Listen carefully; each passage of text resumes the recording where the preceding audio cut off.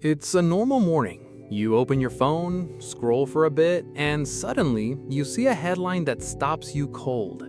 It says the average 45-year-old has nearly $1 million in net worth. And for a second, everything freezes because you're 45 and you're nowhere near that number. You've been doing the right things, working, saving, paying bills, maybe even investing a little. But $1 million? Not even close. So now the question hits you. Is everyone else secretly ahead, or are you falling behind? Here's the truth.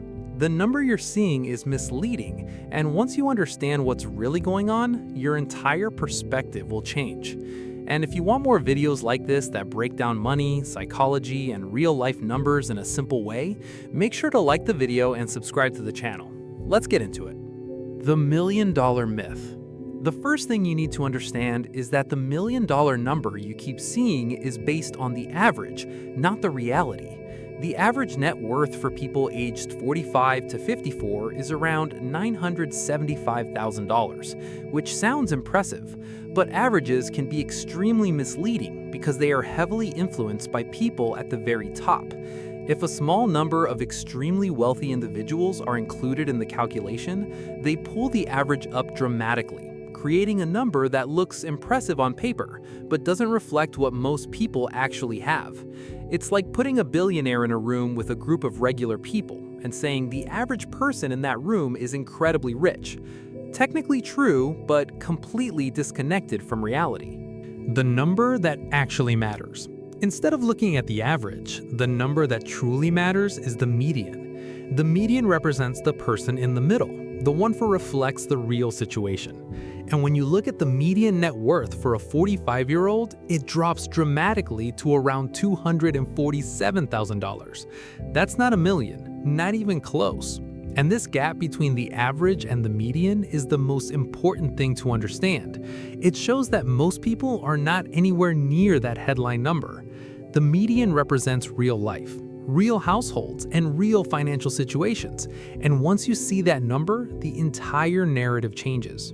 Where you actually stand. Now here's where things get more personal. If your net worth is under $48,000, you're in the bottom 25% for your age group. If you're around $247,000, you are exactly in the middle. That means half of people your age have more and half have less. If you're closer to $680,000, you're in the top 25%, which means you're doing significantly better than most. And if you're above $1.4 million, you're in the top 10%. These numbers give you a much clearer picture of where you stand, not based on headlines, but on actual distribution. The point is not to compare yourself negatively, but to understand reality, because once you know where you are, you can make better decisions about where you're going. Why your net worth isn't what it seems. At first glance, $247,000 sounds like a decent amount of money, but the reality is more complicated. Most of that net worth is not liquid cash. It's tied up in assets, especially housing. For many 45-year-olds, around 60 to 70% of their net worth is in home equity. That means the majority of their wealth is locked inside their house. It's not something they can easily use for daily expenses or emergencies. This creates a situation where people appear wealthier on paper than they actually feel in real life, because having value in your home is not the same as having money available to spend or invest. The reality of retirement savings. When you look at retirement savings, the gap becomes even clearer. Financial guidelines suggest that by age 50, you should have about 6 times your annual salary saved for retirement. But the actual numbers tell a very different story. The median retirement savings for people in this age group is around $115,000, and in many cases, it's even lower. This means that most people are far behind what traditional financial advice recommends. There's also a significant portion of people who have almost nothing saved at all. This highlights a major gap between expectations and reality, and it's one of the reasons why so many people feel uncertain about their financial future. The hidden pressure of debt. Another major factor affecting financial position at this age is debt. Many 45-year-olds are carrying significant financial obligations, including mortgages, car loans, credit cards, and sometimes even student loans. This debt reduces net worth and limits the ability to save and invest. It also creates ongoing financial pressure, making it harder to build wealth over time. In some cases, people are not just managing their own expenses, but also supporting family members, which adds another layer of responsibility. The sandwich generation reality. Many people in their mid-40s find themselves in what's often called the sandwich generation. This means they are financially supporting both their children and their aging parents at the same time. This creates a unique challenge because resources are being stretched in multiple directions. Money that could have gone towards savings or investments is instead used for immediate needs. This is not a result of poor decisions. It's a structural reality that many people face during this stage of life. The myth of the wealth transfer. There's a common belief that future inheritance will solve financial problems.